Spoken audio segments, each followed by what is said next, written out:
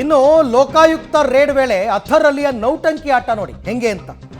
ಪಕ್ಕದ ಮನೆಗೆ ಹಣ ಚಿನ್ನದ ಬ್ಯಾಗನ್ನು ಎಸ್ತಿದ್ದಂತೆ ಈ ಅಥರಲ್ಲಿ ಸಿಗಬಾರದು ಅಂತ. ಯಾವಾಗ ಲೋಕಾಯುಕ್ತ ರೇಡ್ ನಡೆಯುತ್ತೆ ಅಂತ ಗೊತ್ತಾಯ್ತೋ ಎಲ್ಲವನ್ನ ಚೀಲಕ್ಕೆ ಹಾಕಿಬಿಟ್ಟು ಪಕ್ಕದ ಮನೆಗೆ ಹಣ ಮತ್ತು ಚಿನ್ನದ ಬ್ಯಾಗನ್ನು ಎಸ್ತಿದ್ದಾನೆ. ಕಿಟಕಿ ಮೂಲಕ ಪಕ್ಕದ ಮನೆಗೆ ಬ್ಯಾಗನ್ನು ಎಸ್ತಿದ್ದ. ಇದನ್ನು ನೋಡಿ ಲೋಕಾಯುಕ್ತಕ್ಕೆ ಹಿಡ್ಕೊಟ್ಟಿದ್ದಾರೆ ಪಕ್ಕದ ಮನೆಯವರೇ ಬಂದು ಹಾಕ್ಕೊಟ್ಟಿದ್ದಾರೆ. ನೋಡಿ ಈ ಥರ ಎಸ್ತಿದ್ದಾರೆ ನಮ್ಮ ಮನೆಗೆ ಅಂತಂದ್ಬಿಟ್ಟು. ಅಥರಲ್ಲಿ ಕಾನೂನು ಮಾಪನ ಇಲಾಖೆಯ ಉಪನಿಯಂತ್ರಕರಾಗಿ ಕೆಲಸ ಮಾಡ್ತಾ ಇದ್ದಾರೆ. ಕೂಡಲೇ ಲೋಕಾಯುಕ್ತ ಪರಿಶೀಲಿಸಿದಾಗ ಬ್ಯಾಗ್ನಲ್ಲಿ ಚಿನ್ನ ಹಣ ಇರೋದೆಲ್ಲ ಪತ್ತೆಯಾಗಿದೆ.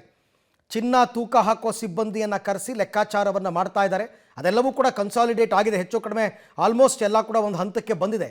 ಈ ಹಿಂದೆ ಕೆಲವರು ಮನೆಗೆ ರೇಡ್ ಮಾಡಿದಾಗ ಬಾತ್ರೂಮ್ನಲ್ಲಿ ದುಡ್ಡಿಟ್ಟಿದ್ದು, ನೀರಿನ ಪೈಪಲ್ಲಿ ದುಡ್ಡನ್ನು ತುರುಕಿದ್ದೆಲ್ಲ ನಾವು ನೋಡಿದ್ವಿ. ದುಡ್ಡನ್ನು ಮೇಲ್ಗಡೆಯಿಂದ ಬಿಸಾಕಿದ್ದನ್ನು ನೋಡಿದ್ವಿ.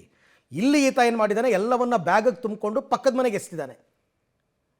ಆ ಪಕ್ಕದ ಮನೆಯವರು ಇದನ್ನು ನೋಡಿ ಲೋಕಾಯುಕ್ತಕ್ಕೆ ಅವರೇ ಬಂದು ಹಿಡ್ಕೊಟ್ಟಿದ್ದಾರೆ. ಅವರ ಧೈರ್ಯವನ್ನು ಕೂಡ ಮೆಚ್ಚಬೇಕು ನಿಜಕ್ಕೂ ಕೂಡ.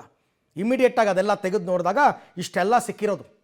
25 ಲಕ್ಷ ಕ್ಯಾಶು, 2 kg 200 ಗ್ರಾಮ್ ಚಿನ್ನ, 2 kg ಬೆಳ್ಳಿ, 2 diamond necklace, 33 gents watch, 11 ladies watch.